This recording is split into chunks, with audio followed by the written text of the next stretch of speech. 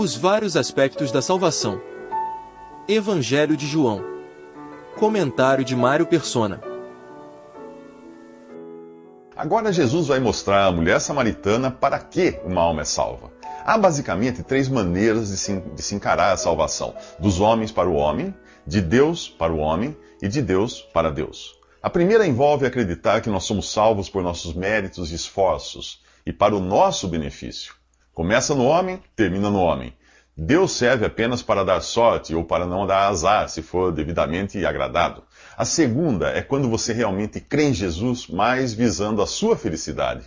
Você crê que a salvação vem de Deus pela fé somente, mas que Deus existe para fazer você feliz, para lhe dar uma vida próspera, sem doenças. Tudo começa em Deus, mas termina no homem. Deus é visto como seu servo, que tem por obrigação agradá-lo.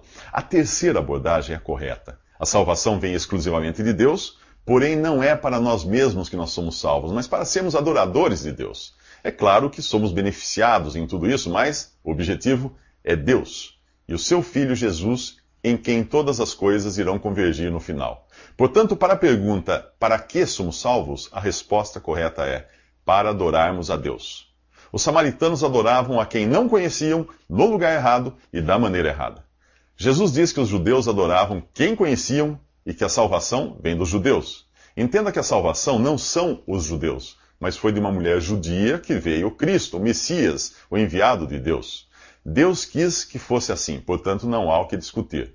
Ao se revelar à mulher samaritana, quando ela pergunta sobre o Messias, Jesus diz, eu sou, eu que falo contigo. Eu sou é a mesma expressão usada por Jeová para se revelar a Moisés.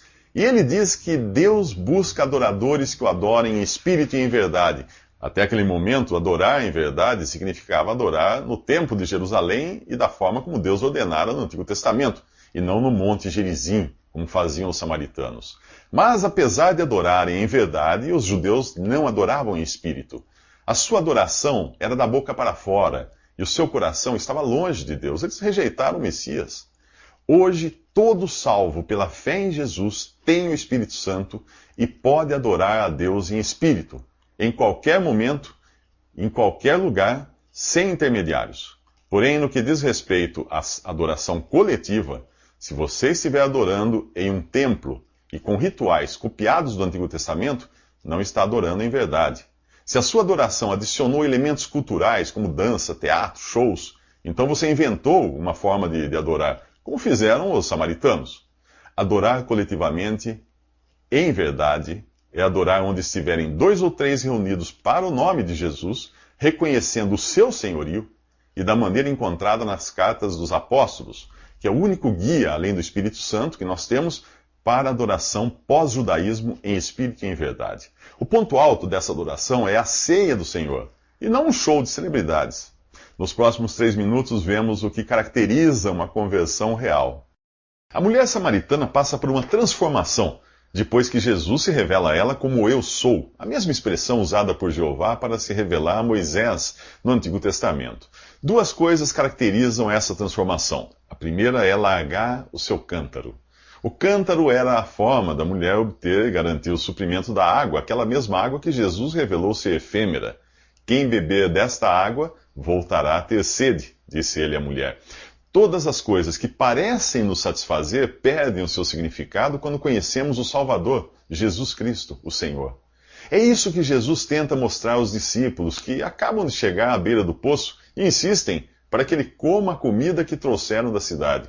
Depois de ter falado à mulher da água viva que sacia a sede, aquela sede que a água natural não consegue saciar, Jesus revela aos discípulos o que satisfaz mais do que qualquer alimento natural: fazer a vontade do Pai e realizar a sua obra. E é esta a segunda característica da transformação da mulher samaritana. Ela revela estar em total sintonia com esse pensamento ao correr para a cidade para fazer a vontade do Pai e realizar a sua obra. Saciada sua sede espiritual, ela corre para a comida que verdadeiramente satisfaz. Afinal, segundo Jesus, os campos já estão prontos para a ceifa, e a vontade do Pai é que seja iniciada a colheita. Comparados à mulher samaritana, que literalmente põe as mãos à obra, né, os discípulos são lentos em compreender isso. Eles voltam da cidade trazendo comida para o corpo. Ela corre à cidade levando comida para a alma de seus habitantes. Hudson Taylor, um dos primeiros missionários britânicos na China, escreveu o seguinte: alguns se orgulham de serem sucessores dos apóstolos. Eu prefiro ser sucessor da mulher de Samaria, da mulher samaritana, pois enquanto os apóstolos estavam preocupados em buscar comida, ela largou seu cântaro por causa de seu zelo em buscar almas. A mesma mulher que tinha vergonha de ir ao poço numa hora em que as outras mulheres estivessem lá, agora fala de Jesus com ousadia. Ela diz aos outros que encontrou alguém que revelou tudo o que ela tinha feito e os convida também a se encontrarem com ele. Encontrar-se com Jesus é deixar que ele escancare a sua vida. É perder o medo de que cada mancha de pecado seja revelada. Aqueles que amam mais as trevas do que a luz são como insetos escondidos sob uma pedra e não querem nem pensar em ter seus pecados escancarados diante de Jesus. Mas eu pergunto, como alguém poderá limpar perfeitamente algo, limpar completamente algo, se não tiver luz suficiente para enxergar toda a sujeira? Aqueles que vão agora mesmo e sem reservas a Jesus têm os seus pecados totalmente expostos e lavados por seu precioso sangue. Não, você não verá isso acontecer. Do mesmo modo como o homem dos próximos 3 minutos não vê o que acontece com seu filho. Mesmo assim, acontece. Jesus volta a Caná, o lugar onde tinha transformado a água em vinho, mas desta vez o clima ali não é de festa. Ele encontra um pai aflito, cujo filho está à beira da morte na cidade de Cafarnaum, a 38 quilômetros dali. O homem, um oficial do rei, insiste com Jesus para que ele vá a Cafarnaum antes que o menino morra. Jesus comenta que se as pessoas não virem o milagre realmente acontecer, não crerão. A princípio, é com uma fé de segunda categoria que esse homem vai a Jesus, a mesma fé de Tomé, que precisava ver para crer. Jesus cura tanto o filho do homem como sua fé. Vai, o teu filho vive, diz ele ao homem, e este crê na palavra de Jesus. No dia seguinte, chegando em Cafarnaum, os servos daquele homem vêm ao encontro dele para avisar que o seu filho está curado. Ele descobre que isso ocorreu exatamente à 1 da tarde do dia anterior, o mesmo horário em que Jesus lhe dissera que seu filho estava curado.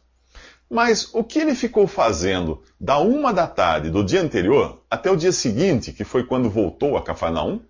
Se tivesse ido a pé, teria chegado em casa antes das 9 da noite do mesmo dia. Como era um nobre, ele podia muito bem conseguir uma montaria ou uma carruagem e chegaria em casa antes da noite. Já que ele não tinha um celular para ligar e saber se o garoto tinha sido mesmo curado, só pode existir uma explicação para essa sua falta de pressa, a sua fé. Ao transferir o problema de seu filho para Jesus, já não havia razão para ele se preocupar. Pela fé, ele sabia que Jesus não precisava estar ao lado do menino para curá-lo, já que o espaço e o tempo não são um problema para Deus. Jesus não precisa se sujeitar às leis da física que regem o universo que ele mesmo criou, o qual ele mesmo sustenta com a palavra do seu poder. Alguns dias antes, um homem chamado Nicodemos tinha aprendido que Jesus não apenas tinha livre trânsito entre o céu e a terra, mas que estava no céu ao mesmo tempo em que falava com Nicodemos na terra. A verdadeira fé não é limitada pelos sentidos. Ela penetra na esfera onde Deus age, uma dimensão muito além dessa que nós conseguimos detectar. O que você vê, ouve ou sente pode nem existir mais, já que o seu cérebro precisou de uma fração de segundo para receber e processar essas informações. Em termos cósmicos, isso fica ainda mais claro. O Sol que você vê pode ter deixado de existir há 8 minutos e 18 segundos, que é o tempo necessário para sua luz viajar os 150 milhões de quilômetros que o separa da Terra. Se você olhar para a estrela mais próxima depois do Sol, verá como ela era há 4 anos e não como ela é agora. Nesse exato momento, ela nem mesmo está mais no lugar do céu para onde você está apontando o seu telescópio. Você ainda acha que faz sentido acreditar no que vê? Nos próximos 3 minutos, vamos conhecer um homem que podia ver milagres, mas não ganhava nada com isso. Jesus vai a Jerusalém e visita um tanque chamado Betesda, ao redor do qual há uma multidão de enfermos. Essa multidão está ali esperando ver um movimento na água feito por um anjo, e o primeiro que entrar no tanque, assim que a água se mover, é curado. Ainda que alguns manuscritos não tragam o versículo 4, que fala desse anjo, o relato está bem de acordo com a dispensação que vigorou para Israel, quando os anjos faziam a intermediação entre Deus e os homens. Foi por intermédio deles que a lei foi dada a Moisés. E esta lei exigia que o homem fizesse algo de si mesmo se quisesse ser abençoado.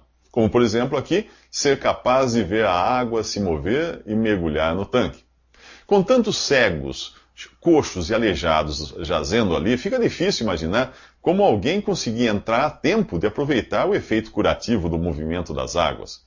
Os cegos nem podiam ver a água se mover, e os coxos e aleijados não tinham agilidade suficiente para cumprir a tarefa. Do ponto de vista espiritual, todas aquelas pessoas estavam numa mesma condição, incapazes de fazer qualquer coisa para se salvarem. É esse também o cenário atual. Um monte de gente esperando por um sinal visível para executar algum tipo de ação e se livrar de seus problemas. O que as pessoas não percebem é que os problemas são consequência de um problema maior, a condição de pecadores perdidos na qual todos nós estamos. Alguns ali talvez preferissem tentar ver o anjo antes do movimento da água. E gente ocupada com anjos é o que não falta em nossos dias. O problema dos doentes no tanque de Betesda é que estão olhando na direção errada, esperando a salvação de algum anjo, sinal visível ou esforço próprio. Mas o único que pode salvá-los está bem ali no meio deles, mas ninguém está olhando para ele. Assim é todo ser humano. A carta aos Romanos diz que não há quem busque a Deus, nenhum sequer. Por isso, a iniciativa parte de quem? Parte de Jesus, que não apenas vê o homem enfermo, mas sabe perfeitamente que ele está assim há 38 anos. Ele pergunta ao homem se quer ser curado, mas o pobre enfermo está tão preocupado com sua própria limitação que explica que não tem ninguém para colocá-lo no tanque quando a água se move. Mas quem falou em tanque? Levanta-te, toma o teu leito e anda, diz Jesus a ele. O resultado é o mesmo de todas as outras vezes em que bastou uma palavra do Senhor para os cegos enxergarem, mudos falarem e mortos ressuscitarem. Se você deseja ser curado de seus pecados e ter vida eterna, por que você continua olhando para si mesmo ou para qualquer outro que não seja Jesus? Não estou falando de uma religião aqui, estou falando de uma pessoa. A religião, ela quer que você continue preso ao leito das incertezas, pois ela vive disso. Aliás, sabe de onde vem a primeira bronca que aquele homem recebe depois de ser curado?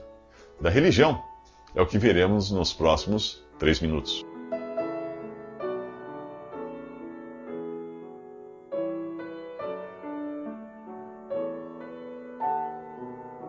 Visite Respondi.com.br. Visite também 3minutos.net.